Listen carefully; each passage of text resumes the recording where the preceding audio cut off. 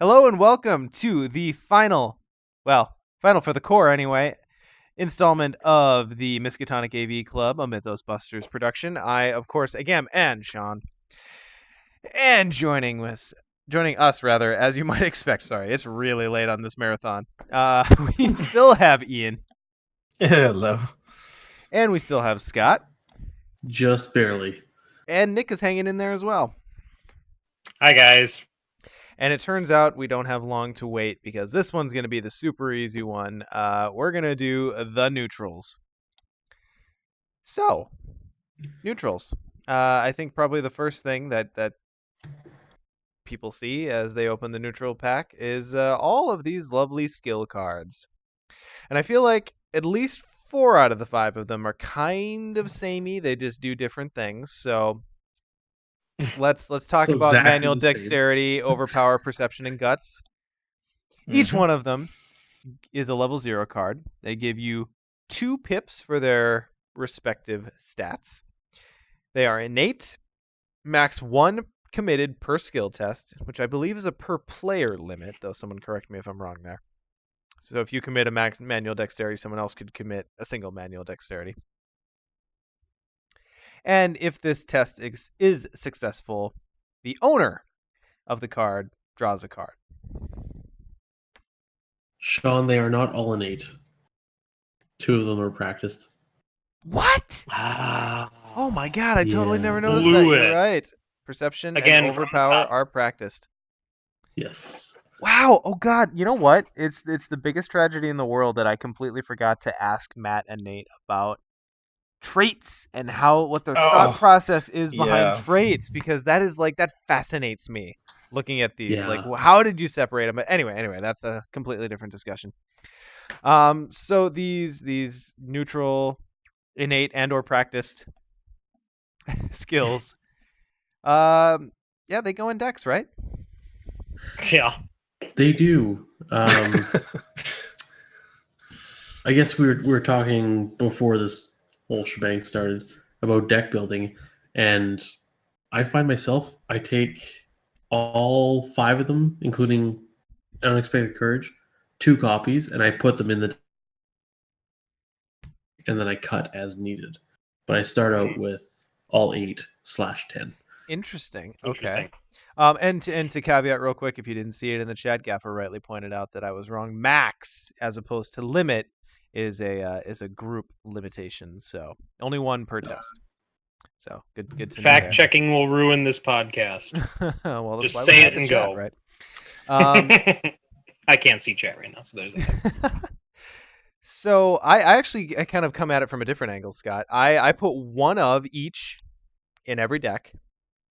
And then depending on the investigator, I add another copy of 1 or 2 more of them. So I usually end up at about 6-ish of these ones. How do you other guys approach it?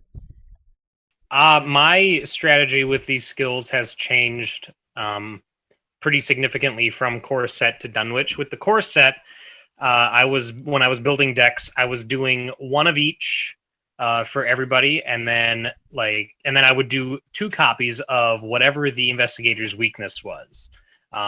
So for instance, with like Roland, I would do 2 manual dexterity and then 2 perception, so that he could still investigate and I could get some dodging in when I needed to, or whatever the agility tests were for.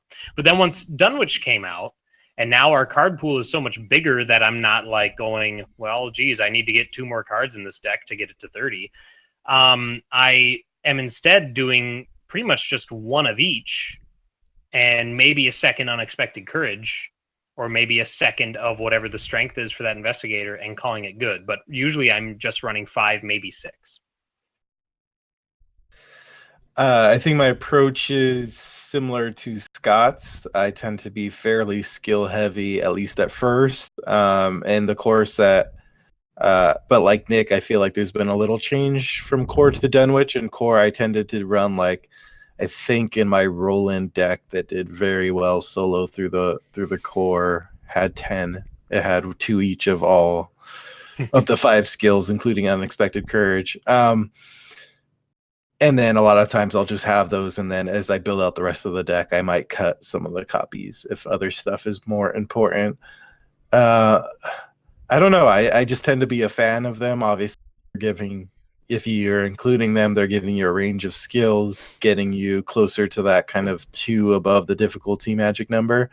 And a lot of times, even if I'm over already and it's my strong skill, I'll commit it if there's other cards I want to see. It's just a way of kind of getting card draw without having to click for it. I think that's the thing too, Ian, that I think of. It's a cantrip, right? So Yeah. even in an Agnes deck, I might commit a Guts just because I want to draw another card, and basically the only thing that's going to kill me is the tentacle, right? And I will say too, like I start with all 10, but I might cut back to 6.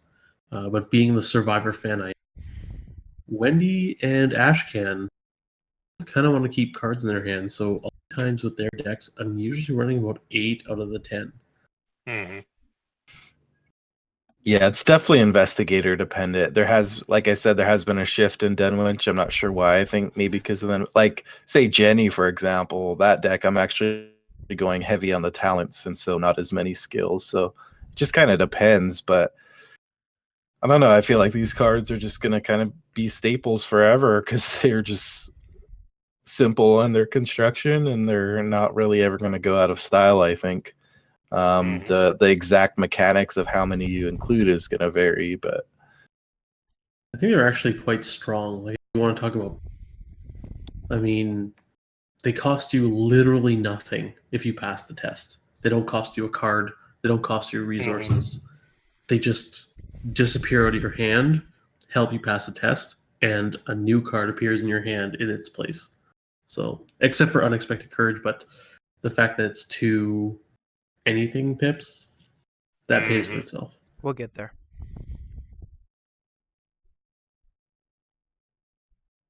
I didn't mean to kill it. I'm sorry.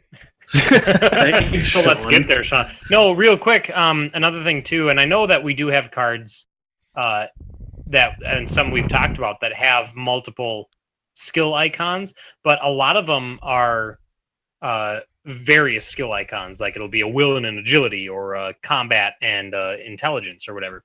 I think it's rare on cards outside of these skills to get 2 of the same, unless you're running 1 of something and a wild on one of your cards. And that's huge. Like, and that's one thing that I've noticed myself too. It's like, if I'm holding my hand and I need to commit to a skill test and I don't have any of these skill cards in there, then I'm doing 2 or 3 cards just to still feel good about the test, whereas 1 skill would have been sufficient. So I mean, yeah, these cards they're great. One thing I'll add too about the skill card,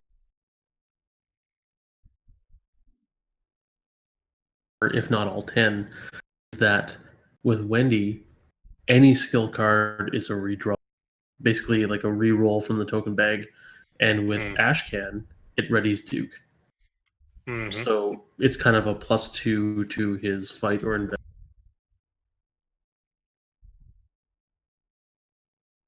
No, sorry, Scott. You're cutting out a little bit on my end. I don't know if you other guys are hearing that.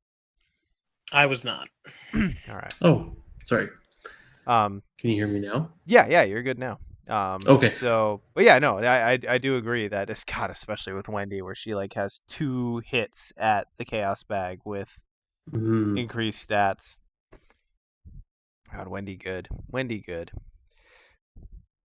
Okay. So then, kind of in that. Sorry. Before we move on, I wanted to ask. Best art among the 4. Overpower. Overpower. I'm between Overpower and Perception, but I think Overpower takes it for me. I think I'm a Perception fan. I think I'm a fan of the Mystic-y stuff. Even I like the Mystic style art in terms of art the best, I think. See, and I would say Overpower or Guts, simply because Guts has a shotgun in it. That's, I mean, lucky aside, shotgun we all know is the best card in the core set. So, you know what's funny? I was gonna say Overpower or Manual Dexterity. So, well, there you go. But Overpower number 1. See, this is why we asked. But clearly, Overpower is the winner. People just like them tentacles. You know what's funny though? When I have guts in my hand in the card game, for some reason I always have, just because of the color scheme and the way the shapes are kind of working in the background. I always seemed like it was like a jungle scene in the back. It's super not. Yeah. Yeah. That is a In shadow those strange on a back brick alleys building. in the jungle. Wow. All right. Well, lesson learned. Look at cards. It's like Kyle Reese with a shotgun and Oliver Twist facing off a tentacle monster. Kyle Reese, yeah. You know, if we I ever always get... thought Benedict Cumberbatch, but Yeah, that works too. he's not really Benedict Cumberbatchy. I kind of assumed this was Mark Harrigan, the soldier, but I could be wrong. Oh, sure. We're talking. Well, I guess I was talking an actual person. I guess I'm the one in the wrong. Never mind. Well, so we kind of have to fold into the discussion then on the skills, although it kind of stands alone, I feel, from the other ones. Unexpected courage. So, Scott, since you were so rudely cut off by me earlier when talking about it, I feel like you should probably read it. Well, I will so rudely suggest that if you are not playing 2 unexpected courage in every deck, you're doing it wrong. just What if I whatever need that your extra deck is. space for my life? Oh, We'll get there. I really think I know we will. just having 2 anything pips to pitch for yourself or Yeah. for a fellow gator, it's the ultimate get out of jail, I don't know what the hell's going on card. You know what I mean? Yeah. And this hobbit is trying to stab Nessie, right? I was thinking it was like a lizard man type guy because that definitely looks like With really long arms. Or with something. huge arms, or that's forced perspective, and his arm is actually a lot closer to us than his head. Definitely a hobbit though. Yeah, Definitely. or a child, or Look at you that know, hobbit a child. sword. He would seem a child to Yeah. your eyes, Nick. Yeah, someone said it's the Charmander deduction. It's come to life. I approve. Oh, lovely. Okay, yeah, unexpected courage. Play it, and don't look back. Play it twice. Mm-hmm. Okay, Even though it's so max 1 committed per skill test. Right. Still play it twice. It's a cooperative game. invite someone 2 to tests. stop you. Okay, so then we move on to we're actually doing this completely backward order from before. We're moving on to the event. Ian, Okay, so we're on the quiche, right? we're on the quiche. Mhm. Okay. Yes. Break So glass. a 0 cost event is emergency quiche. It is a supply traded. Gain 3 resources. You can never be too prepared. So true. Yeah. 2 copies. You know what's missing from this card? Fast. card. The item trait. Mm. All of those. That would Level that would be 5 emergency stupid. quiche. Now I'm really trying to examine what this person is keeping in their emergency quiche. I love Zorro that mask. Yeah, there's a mask Yeah, because just you like, never why know is when that you need there? Because- never know when you need a Zorro mask. Because Never know. In case I have to hide the area around my eyes. Well, because we can't have those monsters know who we are. Right. Gotta hide your secret identity. So as yeah. far as burst economy efficiency goes, it's the benchmark in the game at the moment. Mm-hmm. Yeah, I remember there was an episode earlier, Nick, you were talking about kind of action economy. What is emergency quiche worth? And I can't call it anything but quiche. But it costs Rightly a card. so. Yeah. It costs a card. I hate. And- Okay, sorry. I I'll let know, you finish but the Sean, argument here- before I hate it. But here's the thing. You can argue it out that it's basically 1 free action worth of Right. resource growth, or right? Mhm. But I think what it offers is explosiveness, There it is. especially in first turn. If you have emergency quiche and then you can play 8 resources worth of things in 2 other actions, especially in like Roland, like getting out a gun Yes. and something else big, like that's where it shows its value. It sucks that it doesn't have an icon. It's also super good now. I know Dunwich, whatever. the axe, spend all your resources, or even with Mhm. the traits or the talents, right? You can Mhm. spend a bunch Oh of yeah. resources, kill a guy, quiche for 3, do something else. It's the explosiveness of it, and I think one thing about the action advantage calculation that it doesn't take into account as Netrunner players would Besides from is everything. is that you get a resource and a card every turn. So this might be your Yep. free draw, and then it is now an action advantage of 2. So, Mhm. but I completely understand your side, where in a vacuum, that's one way of looking at it, but the explosiveness of it, especially first turn. Right. Totally Oh, yeah. agree that the burstiness of the economy is why you play this card. Because the Mhm. whole premise that you equate this to actions that you could otherwise take.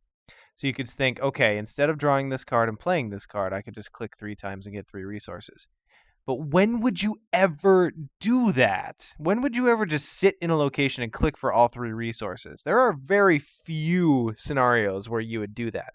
But I can imagine a fair few more scenarios where you would click for playing an event that gets you 3 resources and then move on to do whatever else you're doing.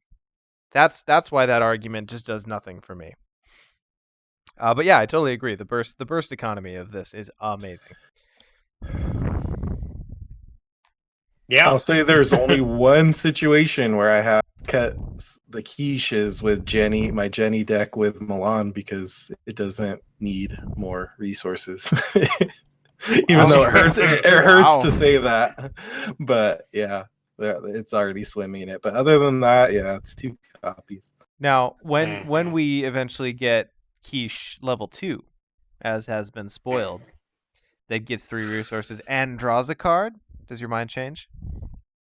It might. It might. But yeah, for now, I think this is the burst economy card. That's really all there is to it. The other cards that give you economy are kind of eventual and eking, and they're good. Things like Forbidden Knowledge and Milan. But this is just like boom, 3 resources, give it to me now, and let me do something else with it. And yeah, I think it's right up there with Unexpected Courage. It's In you're you playing just play this 2. territory. Well, you're playing 2 or you're doing it wrong. Like Yeah, in Ian. core at least. Right, in the core. Ian was talking Yeah, about a in the core. non-core definitely. situation. Yep. No, definitely agree. Okay, then. I believe that brings us to Nick. You want to shine some light on this next one? Now I'm just doing it Flashlight. to bother you guys. Yeah, Jesus. 2 cost asset with the intellect skill icon. It uses a hand slot. It has the item and tool traits. Text is uses 3 supplies, or is it uses 3 supplies? I guess both are apropos. Yeah, Action. I don't think Spend I'd 1 correct you either supply. way. Action. Spend 1 supply. Investigate. Your location gets -2 shroud for this investigation. Yeah. Yeah, it All does. It's great. I mean, it's not obviously not necessary for everybody. Obviously, I don't think Daisy's gonna have 2 copies of Flashlight, but Roland loves them. So I mean, it's kind of the baseline investigate boost. Yeah. Fun point So to oh, go ahead, Ian. I was just gonna say the best thing is that it's neutral. So Yep. it's always going to be relevant in that way. It's a way for investigators that don't have access to a good investigation tool, like say seeker cards, to anyone Right. can take a flashlight. Also, point of interest, it's an item, so it could be recurred with scavenging. And it helps you recur scavenging by committing its icon, though not this card, as we pointed out in the Survivor video. The other thing that I want to point out, because as we've mentioned, skill tests cannot resolve at a value lower than 0. So basically what that means is if you spend a Flashlight Investigate supply on a location that has Shroud of 2 or less, that reduces the difficulty of the test to 0. So the only thing that can make you fail is the tentacle. Don't talk about it, Sean. Well, Now we're gonna you draw don't it. talk about it when you're doing it, but yeah. So I love that about it, is that even with someone like, I pop 2 of these in an Agnes deck because if I can't find my look what I found, or my my Rite of Seekings, I can pop this on Agnes and pop over to a 2 shroud location, and almost no matter what, I'm still gonna get that clue. So I have a bold but true statement. Oh boy. I think that there is a holy trinity of neutral cards: Unexpected Courage, Emergency Quiche, and Flashlight. Unless there's a really, really good reason to not play one of those cards, you should be playing 2 of every single one of those cards. Ooh. I'm gonna give you 2 out of 3 on bold, and 2 out of 3 on true, because I agree with 2 out of the 3 of those cards. All right, is Flashlight the one? Flashlight's the one that I would disagree, but just because there are Daisy, right? Well, Daisy, or I have an Ashcan build currently. But if we're talking core set only, then yeah, everyone else takes it. I'm thinking Ashcan, or sorry, core set only. Yeah, because Ashcan doesn't need that. Yeah, I think everyone but Daisy takes it. Yeah, and even then, like, sometimes I'll do 1 copy of it in a Daisy deck just because it adjusts the shroud of the location rather than straight up buffs her intellect, which you never know when that could be an important detail. But overall, like, Roland, yes. Agnes, yes. Wendy, yes. Skids, yes. Daisy, situational. Yeah, I think for everyone but Daisy, though, yes, that is the Holy Trinity.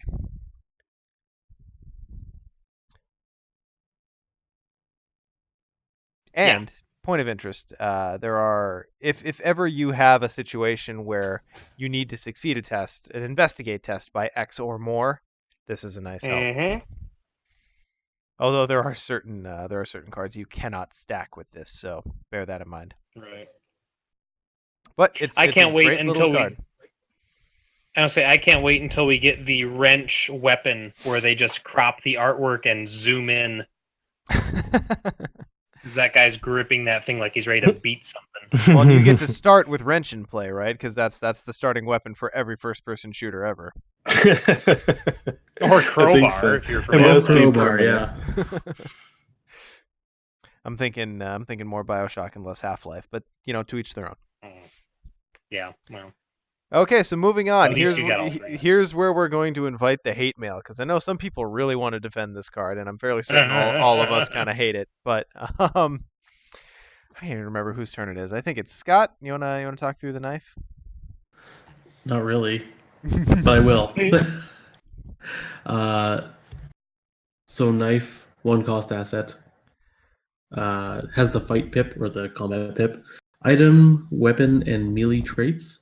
Action, fight, you get +1 combat for this attack. Or action, discard knife and fight. You get +2 combat for this attack. This attack deals +1 damage and takes a hand slot. So, I can't remember if we said it on the podcast or if you said it here, Ian, but I will attribute it to you. That generally, when you take a weapon, when you bother to include an item in your deck for the purpose of it being a weapon, you're primarily taking that for the damage boost. Right. The idea that you commit more to a test and you get an extra damage out of that single test. So you're compressing that action. Instead of doing 2 separate fight tests, you're getting bonus damage for that 1 fight test. And that is why I don't think I like this card. Because in order to get that extra damage, you have to discard it. I mean, you do get the +2, and that's cool. And it is an item, so you could recur it with scavenging. But the problem is, if you're in the middle, if you're in the middle of fighting an enemy, you're not going to get to recur it with scavenging in between taking swings at said enemy. I'm personally pretty low on this card. I don't know if anyone is high on it, but I'm willing to be talked down. I think you hit the nail on the head. Oh, go ahead, Nick. Yeah. I was just going to say, I think it has its uses. I just don't think that we have the need for it quite yet. I know think that knives there and may be an uses, and they are few. I'm sure that eventually, well, I'm not sure, but I think that maybe eventually an investigator will come around. I think Wendy's the closest to using this specifically for that scavenging situation. But unless they make a level 2 knife that you can hold in your teeth and doesn't use that hand slot, I don't know why you would put this in. Or we need some sort of that's a body slot as bandolier. You can hold any number of weapons. Yeah, then I'd throw this down for 1 cost. Chuck it at But a even monster when then, it's convenient. Looking at your card space in your deck, Right. then that becomes the issue. Like, what do Yeah. you give up to include the knife to hold in your teeth or bandolier? So I feel like the I don't only know. thing that would the one thing that would make this playable, because it is only one, it doesn't ask a whole lot of you. Right? No, not at all. Other Is than the that hand. if that generic fight action was instead of you get +1 combat for this attack, is just you are at your normal combat, but you get +1 damage for this attack. Then all of a sudden this becomes playable, because if you're playing it with a character that has, lesser fight, then you could, throw in those overpowers or work in some kind of some other way to get you some extra fight, and then you're compressing those actions. Because again, I just feel like you play weapons for the damage. So Yeah. let's compare this to the other bladed weapons that It's we have in the worse. core set. Obviously, machete is better, but switchblade. Is I this don't like worse than switchblade either. switchblade? I don't like switchblade at all. So I mean, the best thing about Switchblade, switchblade is it's fast. it's fast, and if you succeed, it's a regular fight, and if you succeed by 2, it does +1 damage. I think it might be I better believe than that's right. Switchblade. I think it might be better than Switchblade. I think it is just because you can ditch it to get that damage boost.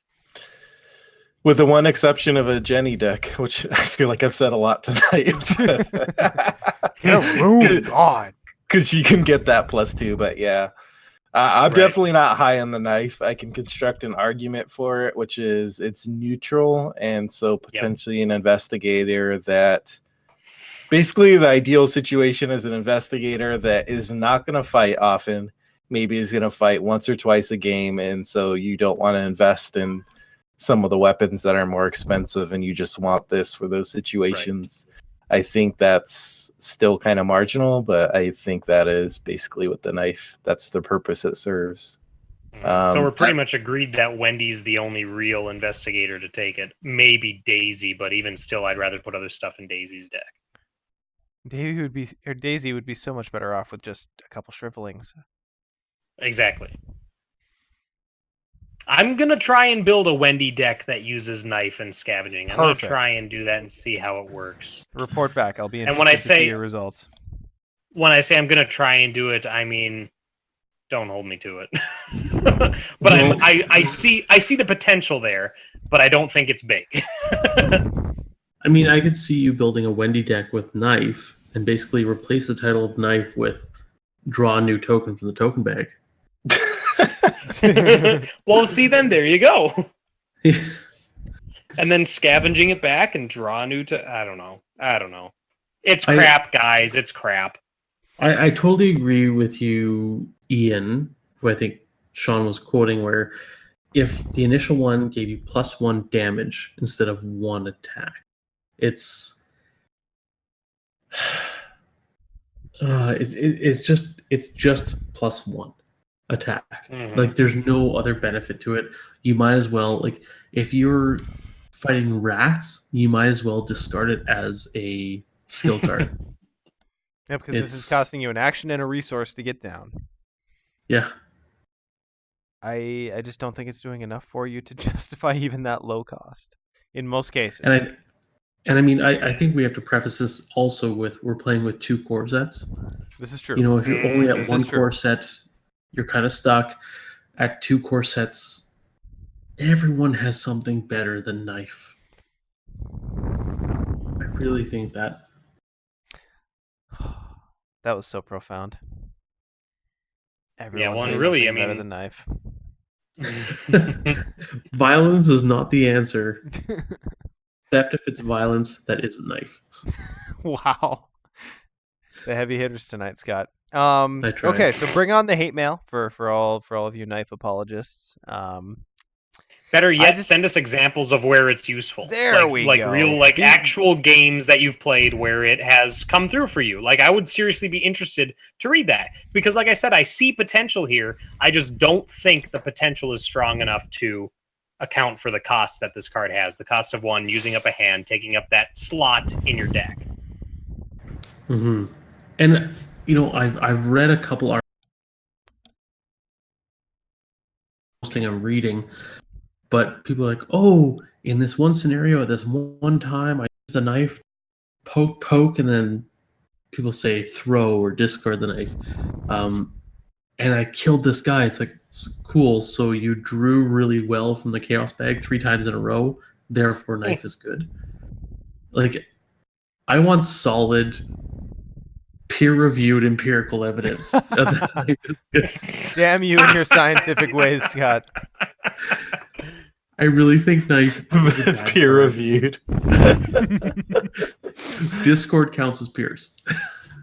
But you know what I'm saying? I don't want this one time I did this thing and knife was good. Well, this one time I did whatever in Honolulu. Like, it just, yeah, give me math. I can't say I disagree. Okay.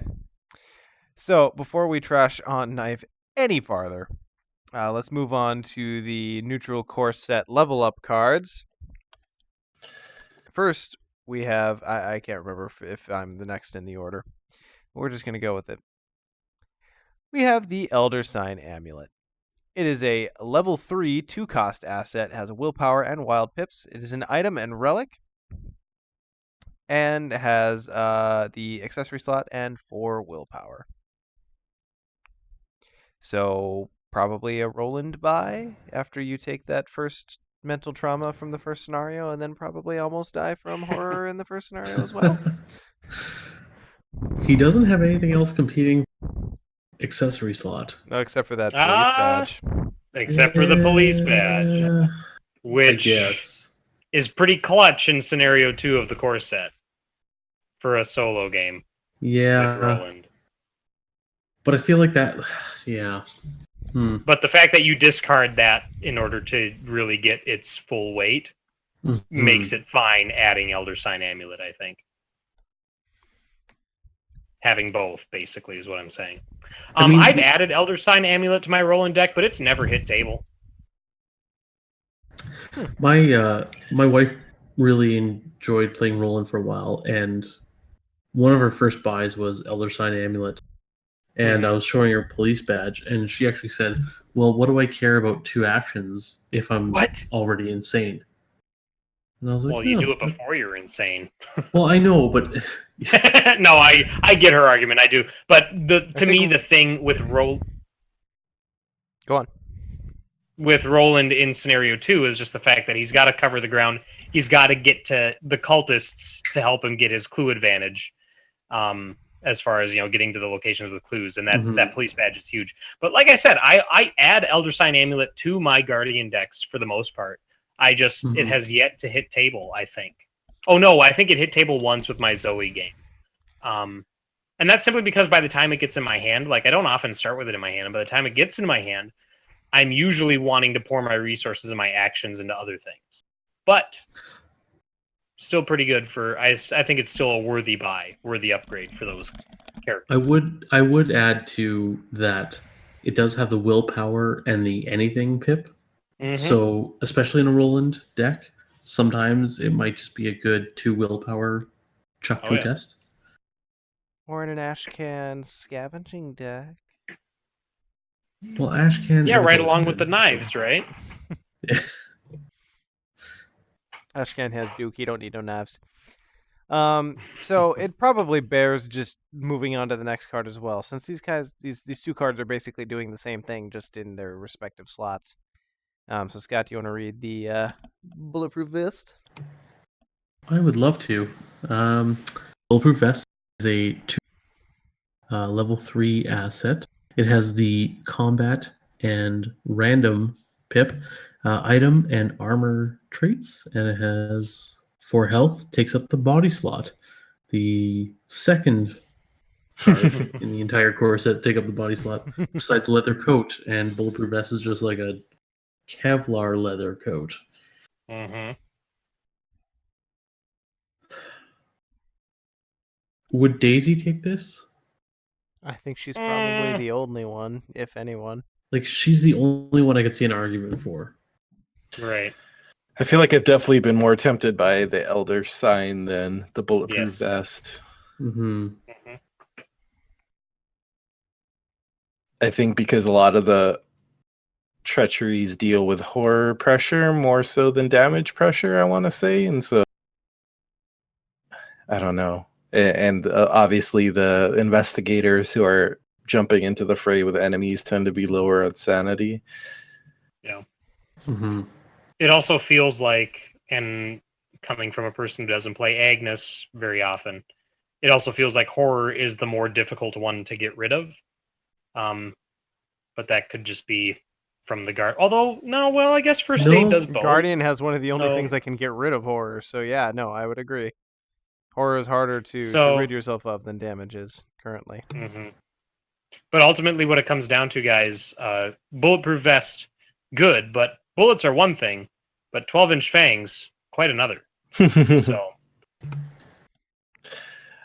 I guess one way to look at it is if you're potentially thinking about healing for yourself, the ones is you just play it, and that's Yeah. 4 buffer compared to, oh, I'm spending 3 actions to heal 3 Right. horror or whatever it is. Mm-hmm.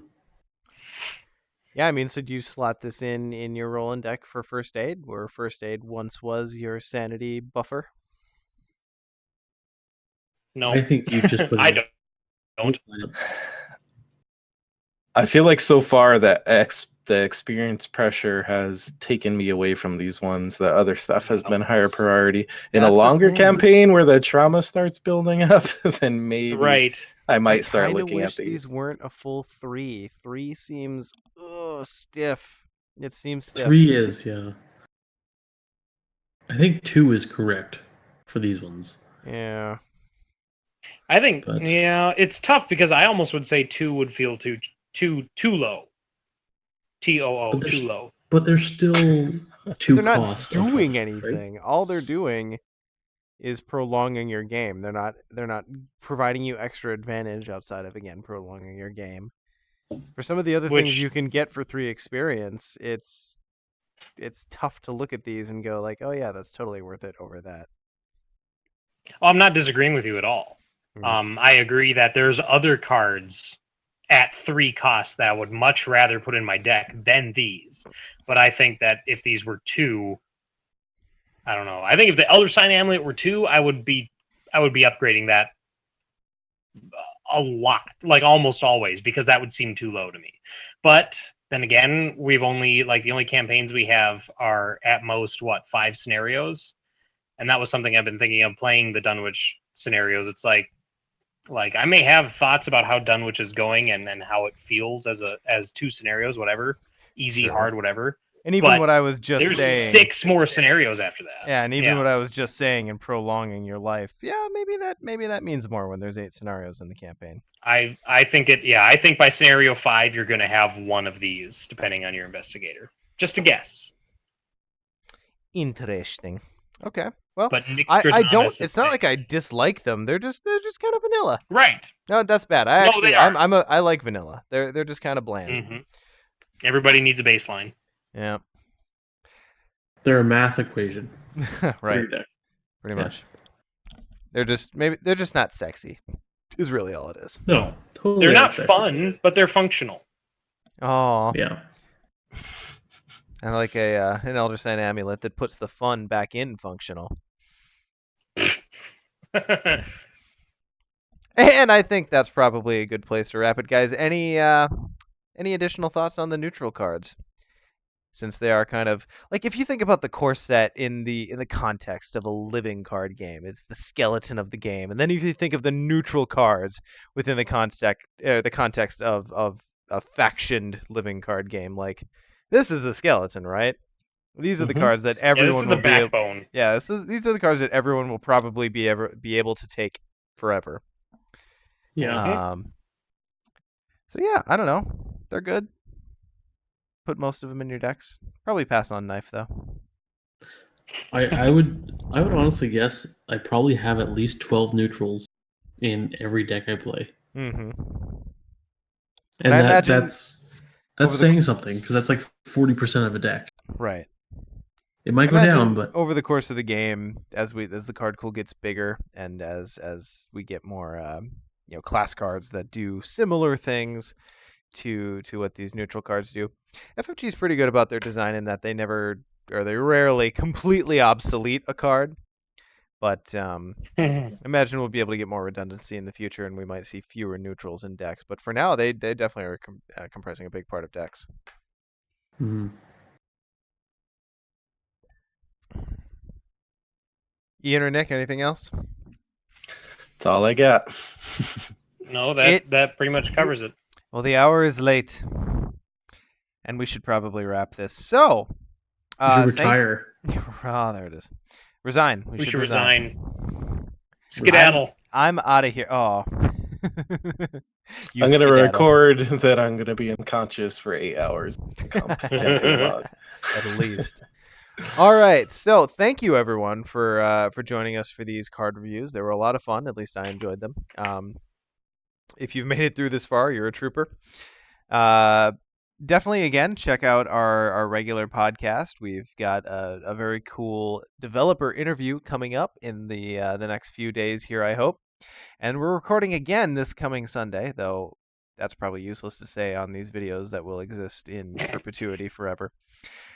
So anyway, just go check out our podcast. It's mythosbusters.wordpress.com. Check us out on Facebook, Twitter. We have a Discord at discord.me/mythosbusters.